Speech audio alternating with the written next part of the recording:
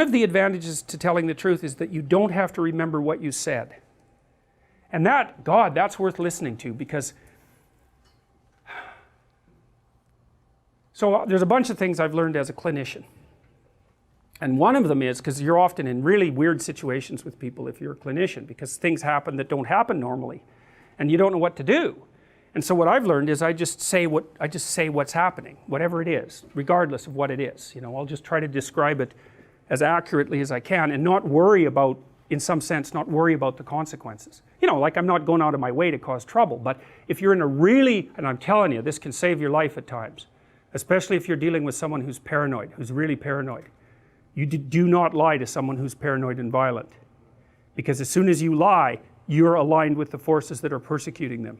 And they're going to be, because paranoia makes people hypervigilant, like they're on amphetamines.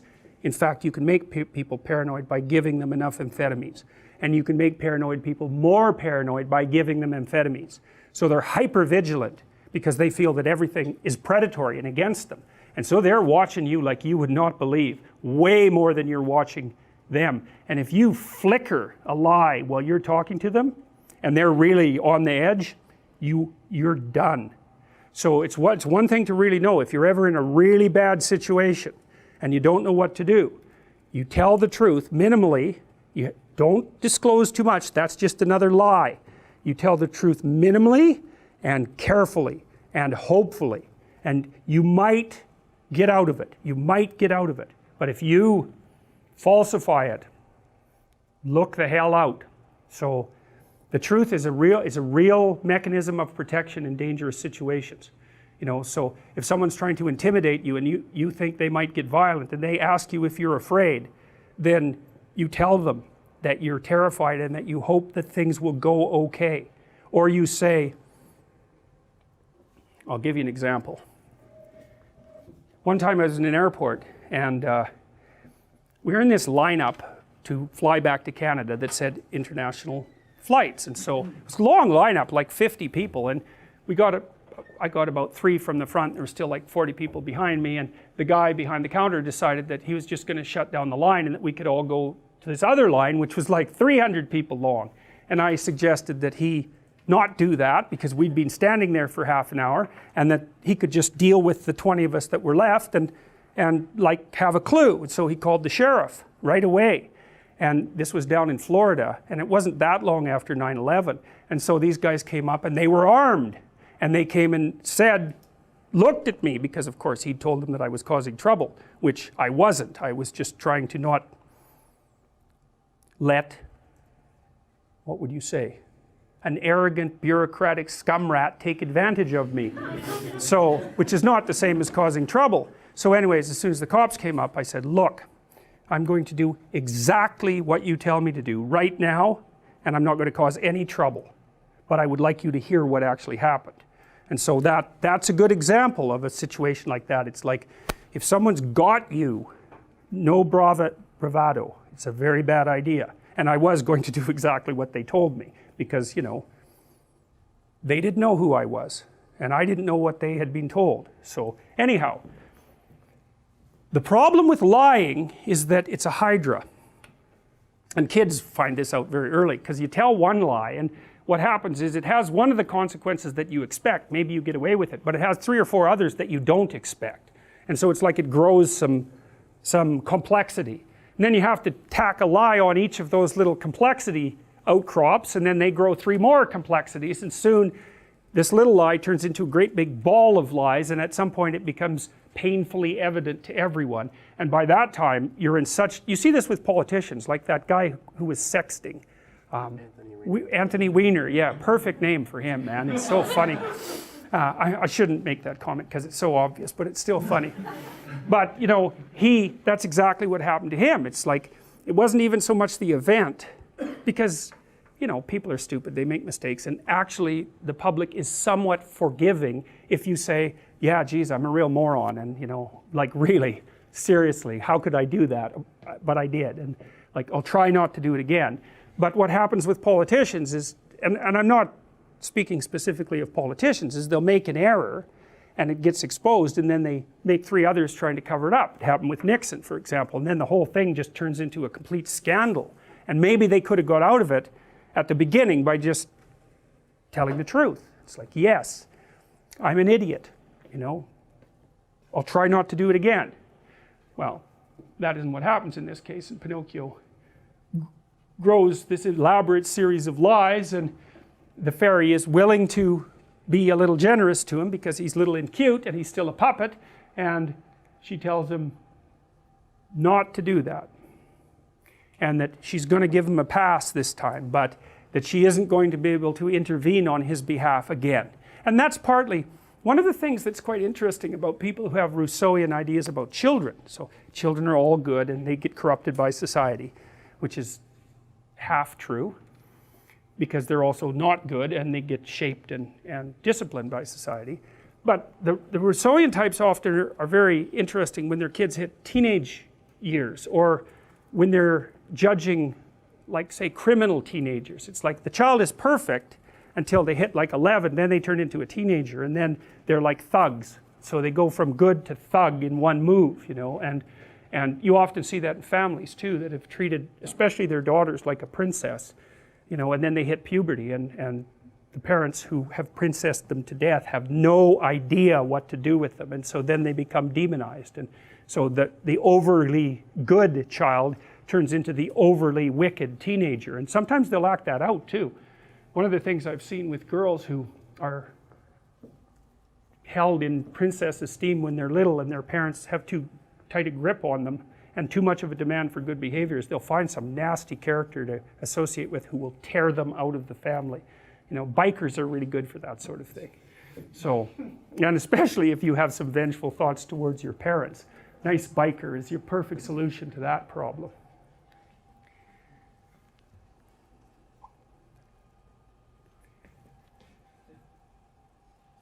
Okay, we'll go through this scene and then I think we'll call it a day.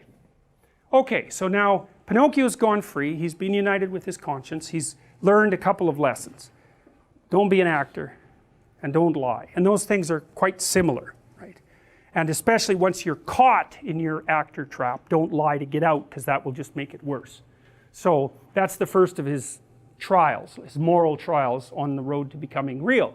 All right, now here we're in a different place. We're at this, I think it's called the Red Lobster Inn, and it's a shadowy place, right? And it's kind of cave-like, so it's like it's an underground entrance to somewhere that's not good.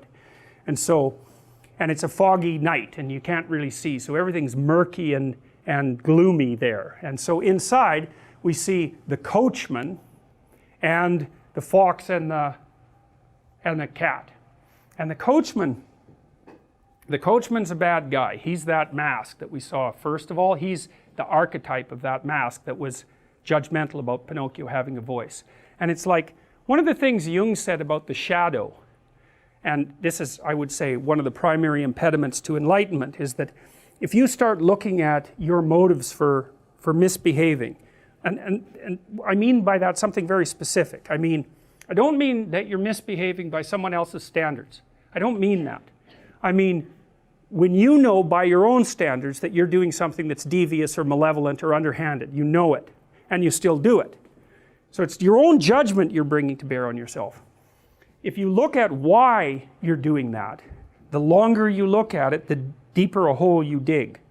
And so this is the motif of Dante's Inferno, fundamentally. So Dante's Inferno is a story about, I can't remember his name, unfortunately. Might be Dante, in fact, although I don't remember. He's led into hell by Virgil, who's an ancient philosopher, thinker. And hell has levels, and so the outer level is, and this is a Christianized version of hell, because there's hells of all sorts, but this is a Christianized version. And so on the outermost levels of hell, which is sort of like normal life, are the ancient philosophers, and they're still in hell because they weren't Christian, but it's kind of like, it's like cheap motel hell instead of the full pit thing, you know. And so then Dante goes deeper and deeper into hell until he gets right to the bottom of it. And it's been a while since I read it, but if I remember correctly, Satan himself is encased in ice at the bottom of hell, surrounded by people who betray others. And so Dante's notion was that the worst of all possible violations of moral behavior was betrayal, and that they're in the deepest levels of hell. And I really like that idea. I think it's true, because if you trust me, then you're manifesting the necessary courage that puts someone through life. You know, if you're smart, you don't trust me because you're naive.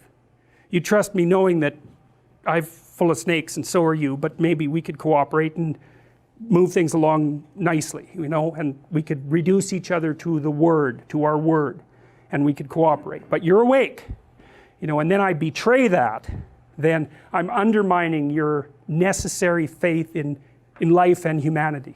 And you can really hurt someone that way. Like sometimes it's self-betrayal, but you can really do someone in that. We can really traumatize them so that they can't recover. And so it's a really terrible thing to do to someone. And maybe it's the worst thing, and that was Dante's idea. And it's tied in. That makes very interesting reading if you read it at the same time as Milton's Paradise Lost, because those are metaphysical explorations. This is what they are. They're metaphysical explorations of the terrible places you can end up, and that people do end up. And also a metaphysical explanation of what spirit takes you there. So, because you might ask, well, why do you betray someone? And that is a deep question. And so you'll have your specific reasons, but under that there'll be some other reasons, and under that there'll be some other reasons, and under that there'll be some other reasons. And if you go all the way to the bottom, you come up with the ultimate reasons why you betrayed someone. And when you look at that, that will not be pretty. That's when your proclivity for evil, let's say, unites with the general human proclivity for evil, and you discover just exactly what you're capable of. And so Jung's notion was that, well, that was a full encounter with the shadow, which is, I suppose, partly what this course is about, because one of the things that I believe I told you at the beginning was that I was going to try to help you understand how it might be that you could be an Auschwitz guard. And to really understand that, that's a horrifying thing to understand. But I'll tell you, if you want to grow some teeth, that's a really good thing to understand. So we were talking about your capacity to negotiate before. Like if you aren't a monster, you cannot negotiate. But if you've got that under control, then you don't have to be a monster. It's really paradoxical. So if you're just naive, well, you end up in jail and a marionette master has control over you. That's not helpful. So that's not good. That just means you're useless and you can be manipulated. You won't go out of your way to be malevolent, but it's mostly because you just don't have the skills, the organizational skills, or even the depth to do that. You know, you're good because you're harmless. That's not good. That's easily manipulated. And so you think, well, how do you get out of that? Well, partly you watch people because you know what they're like, because you know what you're like, but you also know what you could do and would do if you were pushed. And so you don't have to show much of that when you're negotiating with someone for them to take you really seriously. So it's a strange thing, you know, but one of the things Jung pointed out too was that what you most need to know will be found where you least want to look, and that's because you haven't already looked there.